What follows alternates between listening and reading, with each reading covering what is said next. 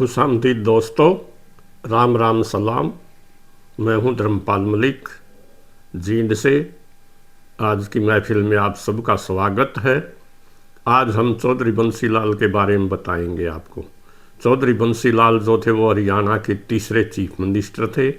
पहले हरियाणा के मुख्यमंत्री पंडित भगवत दयाल शर्मा जी बने, फिर राव वीरेंद्र सिंह जी बने और सन 1968 के अंदर चौधरी बंसीलाल हरियाणा के तीसरे मुख्यमंत्री बने और वो हरियाणा के सबसे लंबे समय तक रहने वाले मुख्यमंत्री थे।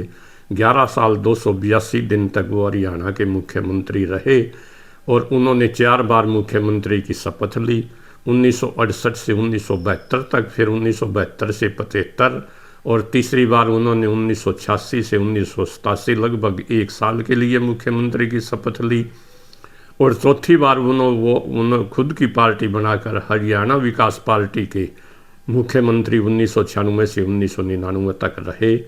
उन्होंने अपने जीवन के अंदर 7 बार वो एमएलए बने, 3 बार लोकसभा के सदस्य बने, 2 बार राज्यसभा के सदस्य बने और उन्हें हरियाणा का विकास पुरुष कहा जाता है। उनके समय में हरियाणा ने बहुत ज़्यादा विकास किया। गांव तक बिजली पहुंचाने का श्रेय चौधरी बंसीलाल को ही जाता है। 1970 के अंदर हरियाणा के हर गांव के अंदर बिजली पहुंच गई थी और हरियाणा एक पूरे भारत में एक ऐसा राज्य था जिसके सभी गांव में बिजली थी।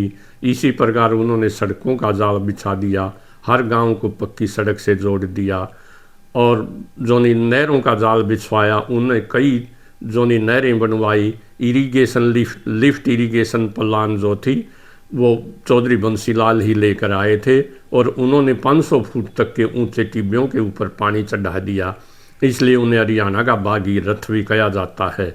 लेकिन उनका जो एक नेगेटिव पहलू भी है। उन्हीं के समय में इमरजेंसी जो वो लगी, आपातकाल लग गया। आपातकाल को लागू करने वालों के वो एक मुख्य हीरो थे और उन्हीं के समय में लोगों को ज़बरदस्ती नसबंदी की गई। यहाँ तक कि एक आदमी उनकी सभा के अंदर बाद में जो नंगा खड़ा हो गया था कि मेरी वो नसबंदी उस वक्त की गई थी जब मैं 20 साल का था और कवारा था और अब मुझे जीवन भर कवारा रहना पड़ा है। ऐसी ऐसी ज़्यादतियाँ भी इमरजेंसी में इनके जुम्मेवार भी चौधरी बंसीलाल थे। इसलिए उनके चरित्र के कुछ पॉजिटिव पहलू हैं और कुछ नेगेटिव पहलू भी हैं। उनमें मानवता भी कूट कूट कर भरी हुई थी।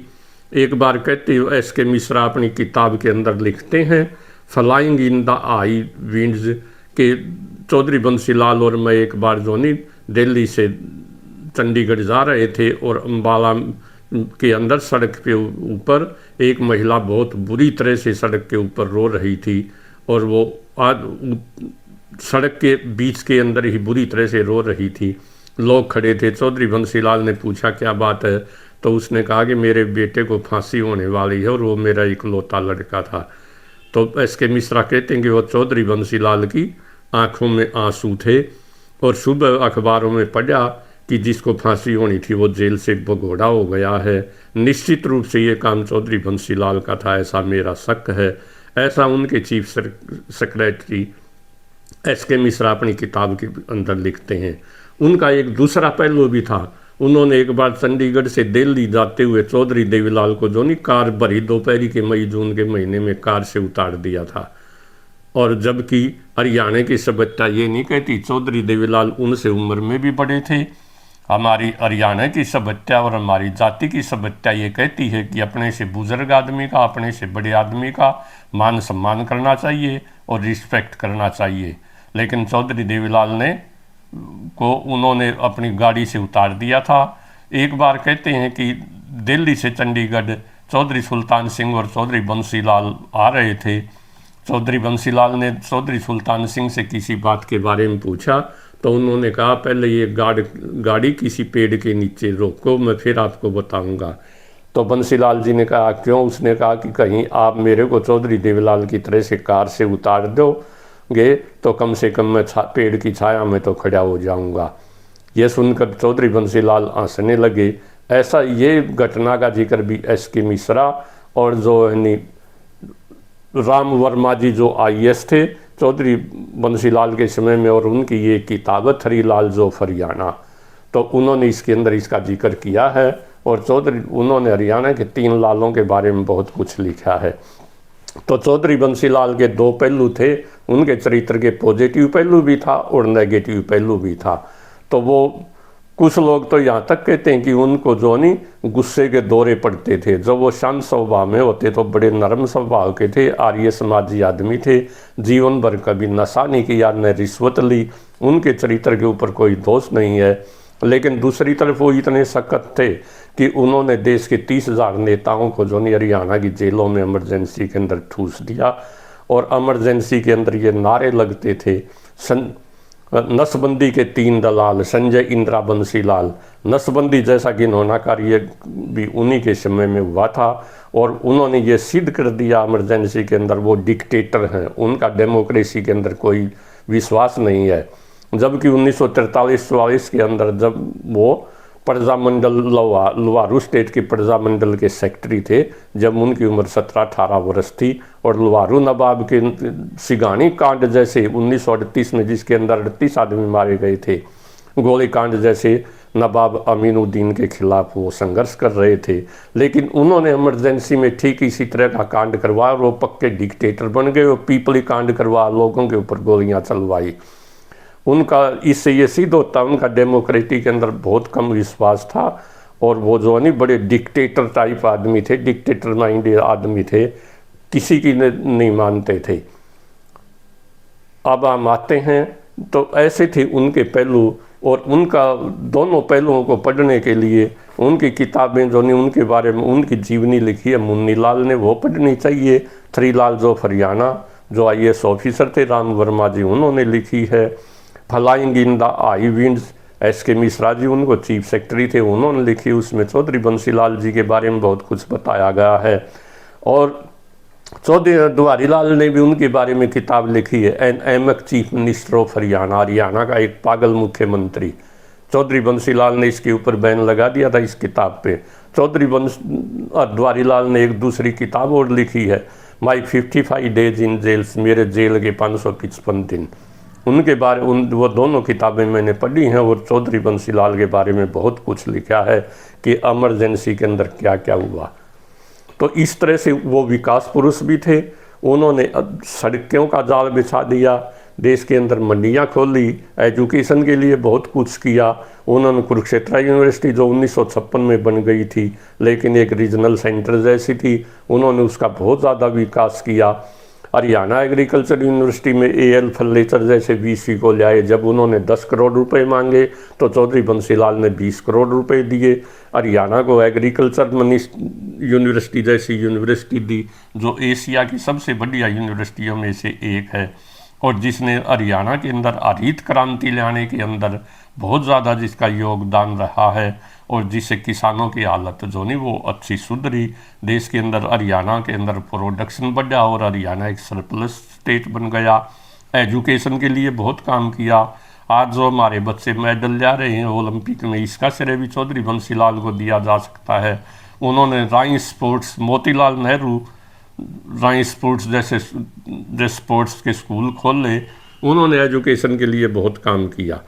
किसानों के जो लिए उन्होंने अनेक मंडियां बनाई। आजकल जो मंडियों का हरियाणा के अंदर जाल बिछा हुआ ये भी चौधरी बंसीलाल की देन है। उन्होंने मिनी सेक्रेटरीट का प्रोग्राम चलाया ताकि जो लोगों जनता को सभी कर्मचारी सभी विभाग के काम एक ही जगह के ऊपर मिल जाएं। टूरिज्म जैसा नया महकमा खड़ा कर दिया। हरियाणा रोडवेज का राष्ट्रीयकरण किया। उनके अनेक काम किए जा सकते गिनाए जा सकते हैं। वो वास्तव में विकास पुरुष थे, इसमें कोई दो राय नहीं है। लेकिन वो डेमोक्रेसी का विश्वास नहीं करते, में पूरा उनका विश्वास नहीं था। उनका सबसे घिनौना काम ये था कि उन्होंने डेमोक्रेसी के ऊपर बहुत ज़बरदस्त चोट की और इंदिरा गांधी जी को भी उन्होंने राय दी थी कि आप जो नहीं इमरजेंसी को मत तोड़िए और चुनाव कराने की भी ज़रूरत नहीं, आप राष्ट्रपति बन जाइए। तो वो डिक्टेटरशिप थे और जबकि वो खुद डेमोक्रेसी की उपज थे।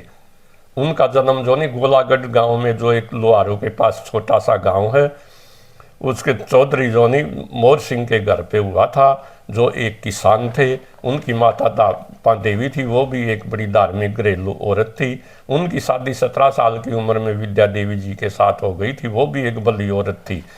वर्मा जी अपनी किताब के अंदर लिखते हैं कि ये जब मैं डीसी भिवानी था तो एक बार जोनी चौधरी सुरेंद्र सिंह की शादी के अंदर हम गए तो मेरी मिसीज के गले में कोई सोने का गहना नहीं था।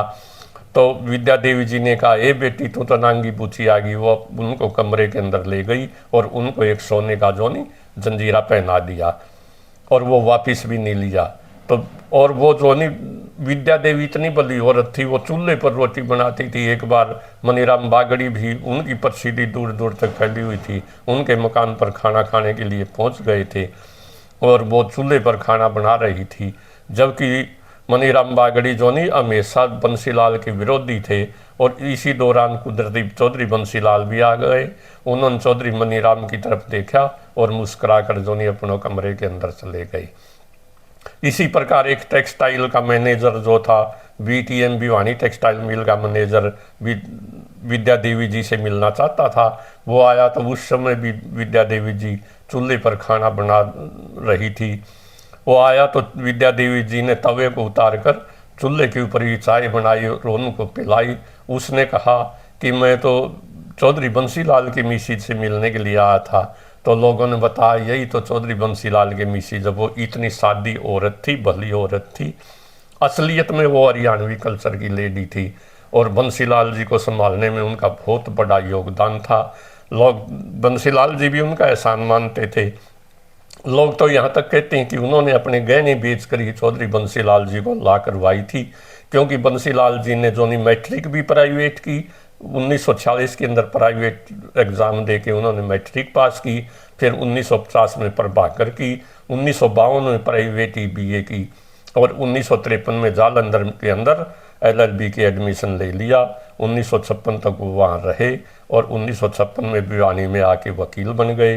1957 में वे बार एसोसिएशन के प्रधान बन गए। 1958 से 62 तक वो जोनी डिस्ट्रिक्ट पर हिसार के कांग्रेस के प्रेसिडेंट भी रहे। 1960 से 1966 तक जो राज्यसभा के मेंबर बन गए। उनका राज्यसभा का मेंबर बनना भी एक संयोग था, उनका भाग्य ही जोर कर रहा था, क्योंकि उस समय यूएन डेबर कांग्रेस का प्रेसिडेंट था और वो जाटों को पसंद नहीं करता था।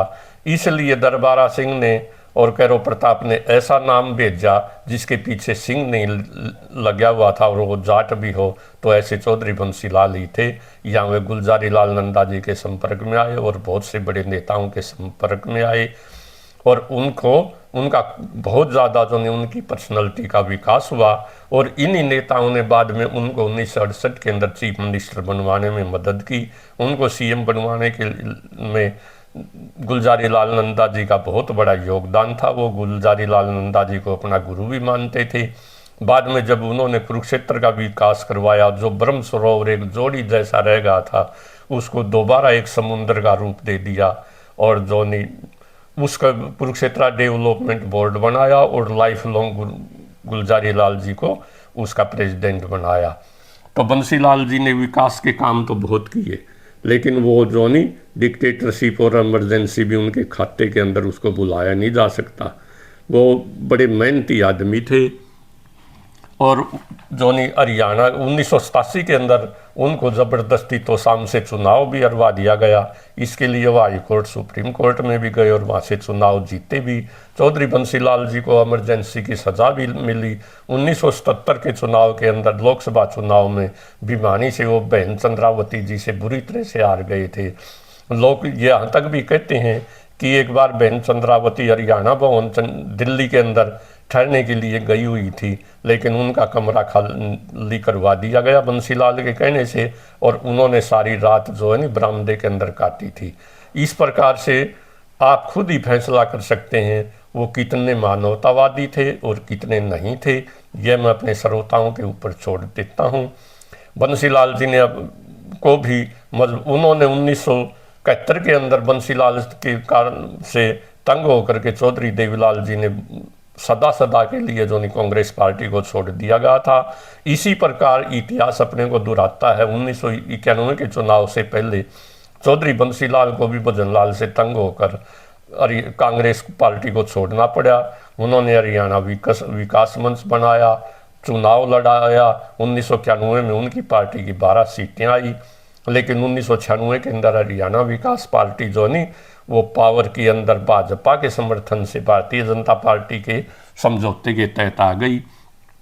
65 में से 33 सीटें हरियाणा विकास पार्टी ने जीती। चौधरी बंसीलाल दोबारा चीफ मिनिस्टर बने। 1996 से 98 तक शराबबंदी लागू की गई, वो बुरी तरह से असफल रही। इस प्रकार जो नहीं लोगों का ये वहम भी निकल गया कि वो एक बढ़िया एडमिनिस्ट्रेटर हैं, भाजपा ने उनको कोई कार्य नहीं करने दिया। अंत में तंग आकर 14 अक्टूबर 2004 को उन्होंने अपनी पार्टी का विलय कांग्रेस के अंदर कर दिया। फिर 2005 के चुनाव के अंदर जो नहीं कांग्रेस पावर के अंदर आई, चौधरी भूपेंद्र सिंह हुड्डा सीएम बने। उनके बेटे सुरेंद्र सिंह जो नहीं वो एग्रीकल्चर मिनिस्टर बने। लेकिन 31 मार्च 2005 को दुर्भाग्य से हेलीकॉप्टर एयर क्रैश के अंदर उनकी जो नहीं वो दुर्घटना में उनकी मृत्यु हो गई। इसने चौधरी बंसीलाल को तोड़ के रख दिया और वो बीमार रहने लगे। और इसी बीमारी में 28 मार्च 2006 को नई दिल्ली के अंदर वो जो नहीं हॉस्पिटल के अंदर सवरग सिधार गए। ये थी भाइयों मोटी मोटी बातें चौधरी बंसीलाल जी के बारे में। जो चौधरी बंसीलाल जी के बारे में ज़्यादा पढ़ने चाहते हैं उन्हें जो नहीं SK वर्मा जी की किताब, SK मिश्रा जी की किताब, वर्मा जी की किताब, चौधरी अधवारी लाल जी की किताब में उनकी जीवनी जो मुन्नीलाल जी ने लिखी है, उनकी बेटी सरोज ने भी उनकी किताब बारे में उनकी जीवनी लिखी है। इन सब को पढ़ना चाहिए। ये थी मोटी मोटी बातें भाइयों चौधरी बंसीलाल के बारे में। अगर आपको ये वीडियो पसंद आए तो प्लीज़ इसे शेयर करना, चैनल को सब्सक्राइब करना। Thank you. जय हरियाणा और जय हरियाणवी।